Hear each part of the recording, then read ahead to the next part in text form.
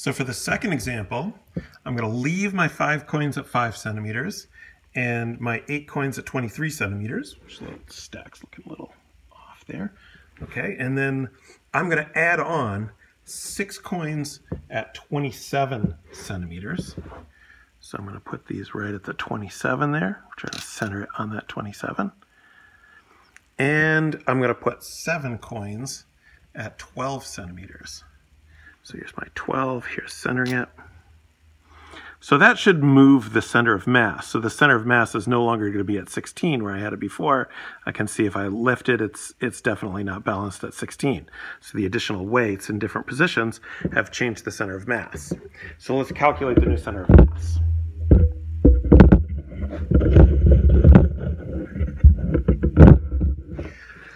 All right, so here's my formula, sum of x sub I mi over sum of m sub I. So what I'm going to have here is, for my x bar, it's going to be 5 times 5 plus 8 times 23 plus 6 times 27 plus 7 times 12 over 5 plus 8 plus 6 plus 7. All right, so I already put that into my calculator ahead of time. So there it is, and I got 17.5. So that equals 17.5. All right, so that center of mass for this system should be at 17.5 centimeters. So let's see if that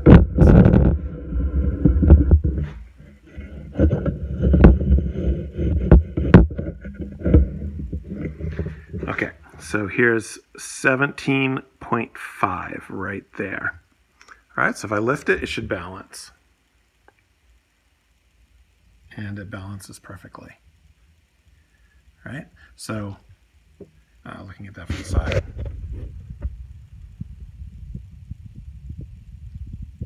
It doesn't want to balance right now because I'm not on 17.5. There we go. Balanced. Okay, I was actually only off by a very small amount on that where it didn't work. So let me again demonstrate that if I'm not exactly at 17.5, so let's say I was at 16.5, it's clearly not going to balance. So if I look at that from the side, even being off by 1 centimeter on that center mass, it does not balance. So that center of mass is the true center of mass for this system, with it's really a system of point masses because the mass of the ruler in between is negligible. So I think even when I was at like just 17, it didn't balance. No, it still balances at 17 because this trowel is wide enough that it can still hold it. But the real center of mass is 17.5. So it can probably handle being at 18. No, it doesn't balance at 18. Has to be 17.5. That's interesting. 17.5 we balance. 18 just off by half a centimeter does not balance.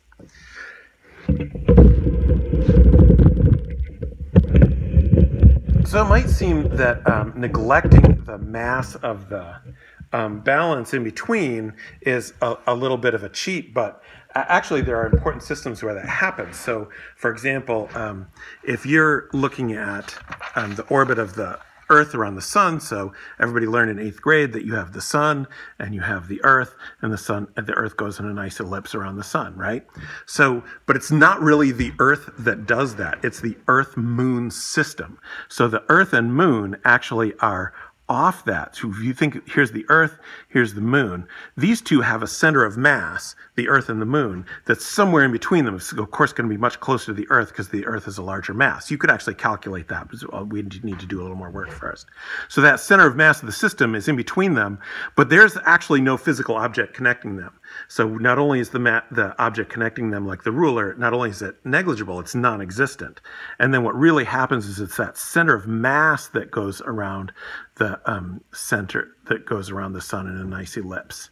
And as it's going, it sort of does this. So the Earth and Moon are exchanging position as it goes around. You know, this is pretty far from accurate, but it does something like this. It's spinning around, but it's the center of mass of the system that follows the ellipse, this center of mass, and the whole thing is spinning around as it goes. So the Earth doesn't actually describe an exact ellipse around the sun.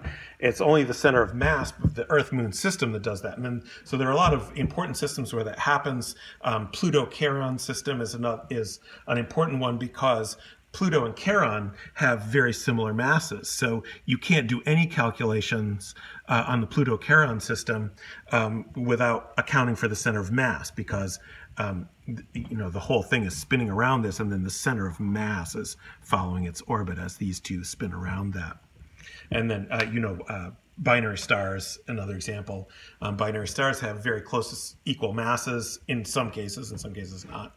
So what is really orbiting the center of the system is the center of mass between the two stars. So there's your introduction to, what these all have in common is they're point masses. Even the Earth and the Moon, they're extended objects. They're not just singular points. But if you study this enough, you'll learn that a sphere, and this is common sense anyway, a sphere is always going to behave as though its mass is concentrated at a point at the exact center. So the Earth and Moon system really constitute point masses. So now what happens if you have an extended mass? Like recently we had a visit, some guy, people know about this, there was an interstellar asteroid that was sort of cruising through the solar system, and we determined that it is oblong, like that. So now I don't have point masses, I have an extended mass. And how do we find the center of mass of that? And that's related, by the way, to the problem of, in this system, what if I wanted to be sufficiently accurate to account for the mass of the ruler so that the mass of the ruler did not have to be negligible? And that's a matter of dealing with an extended mass, and you can sort of see where it's headed, because since we have a sum of point masses that gives us our x bar, well, all you would have to do is do an infinite sum of smaller and smaller pieces of mass of the extended object, and basically we're going to turn this sum and this sum, we're going to turn them into integrals.